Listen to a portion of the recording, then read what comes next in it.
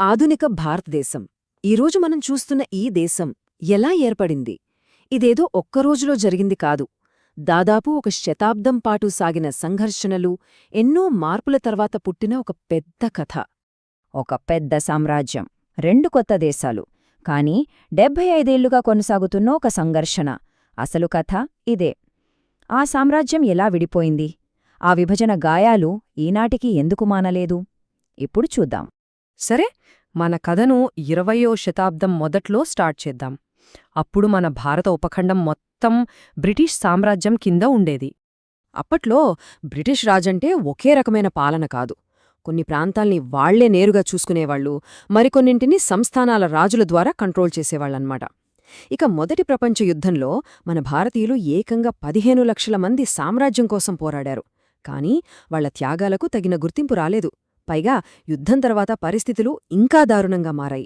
దీంతో స్వాతంత్ర్యం కావాలన్న కోరిక ఇంకాస్త బలంగా మారింది. ఇక్కడే కథలో అస్సలు మలుపు వచ్చింది. బ్రిటిష్ పాలన తర్వాత దేశ భవిష్యత్తు ఏంటి అనే దానిపై 2 వేర్వేరు ఆలోచనలు మొదలయ్యాయి. కాంగ్రెస్ పార్టీ ఏమో దేశం మొత్తం కలిసి ఒకే లౌకిక దేశంగా ఉండాలని బలంగా కోరుకుంది. కాని మెజారిటీగా ఉన్న హిందువుల పాలనలో తమకు రక్షణ ఉండదేమో అని భయపడిన ముస్లిం లీగ్ తమకంటూ ఒక ప్రత్యేక దేశం కావాలనే డిమాండ్ చేయడం మొదలుపెట్టింది. ఇప్పుడు మనం 2వ ప్రపంచ యుద్ధం తర్వాత కాలానికి వచ్చేశాం. ఆ యుద్ధం వల్ల బ్రిటన్ బాగా బలహీనపడింది. ఇక భారతదేశాన్ని పాలించడం కష్టమని తేలిపోవడంతో స్వాతంత్ర్యమివ్వడానికి రెడీ అయింది. ఆ తర్వాత జరిగిన సంఘటనలు చాలా వేగంగా జరిగిపోయాయి. దేశంలో పెద్ద ఎత్తున గొడవలు జరుగుతాయేమో అని భయపడి కేవలం కొన్ని నెలల వ్యవధిలోనే ఒక పెద్ద దేశాన్ని 2గా విభజించారు. అలా ఆగస్టు 14న పాకిస్తాన్, ఆ తర్వాత రోజే మన భారతదేశం స్వతంత్ర దేశాలుగా అవతరించాయి. 15 మిలియన్లు, ఊహించండి, 1.5 కోటి మంది ప్రజలు. ఈ సంఖ్య వెనుక ఎంత విషాదముందో మాటల్లో చెప్పలేం. స్వాతంత్ర్యం వచ్చింది, సంతోషమే, కాని ఆ విభజన అదో పెను విషాదం. మానవ చరిత్రలోనే అతిపెద్ద వలసాది. కొత్తగా గీసిన సరిహద్దుల వల్ల చెలరేగిన హింసలో లక్షల మంది ప్రాణాలు కోల్పోయారు. 1.5 కోటి మంది సొంత ఇళ్ళూ ఊరూ వదిలి శరణార్థులయ్యారు. స్వాతంత్ర్యమైతే వచ్చింది, కాని శాంతి మాత్రం రాలేదు. భూభాగాల కోసం, ముఖ్యంగా కశ్మీర్ కోసం కొత్తగా పుట్టిన ఈ 2 దేశాలు వెంటనే యుద్ధానికి దిగాయి. ఈ కశ్మీర్ సమస్య చాలా క్లిష్టంగా మొదలైంది. చూడండి, మొదట కశ్మీర్ రాజు స్వతంత్రంగా ఉండాలనుకున్నారు. కాని పాకిస్తాన్ సైన్యం కశ్మీర్లోకి చొచ్చుకురావడంతో ఆయన భారతదేశం సహాయం కోరాడు. దానికి బదులుగా కశ్మీర్ను ఇండియాలో విలీనం చేశారు. ఇదే మొదటి ఇండోపాక్ యుద్ధానికి దారితీసింది. ఐక్యరాజ్యసమితి జోక్యంతో యుద్ధం ఆగినా ఒక కాల్పుల విరమణ రేఖ ఏర్పడింది. కాని ఆ సమస్య మాత్రం ఇప్పటికీ అలానే ఉంది. ఒకవైపు పాకిస్తాన్తో సమస్య ఉంటే, మరోవైపు ఉత్తరాన చైనాతో కూడా సరిహద్దు వివాదం మొదలైంది. చైనా టిబెట్ను ఆక్రమించుకున్న తర్వాత ఈ సమస్య ఇంకా పెద్దదైంది. బ్రిటిష్ వాళ్లు గీసిన మెక్మహాన్ రేఖను మనం సరిహద్దుగా భావిస్తే, చైనా మాత్రం దాన్ని అంగీకరించలేదు. పైగా కశ్మీర్లోని అక్సైచిన్ ప్రాంతం తమదేనని వాదించడం మొదలుపెట్టింది.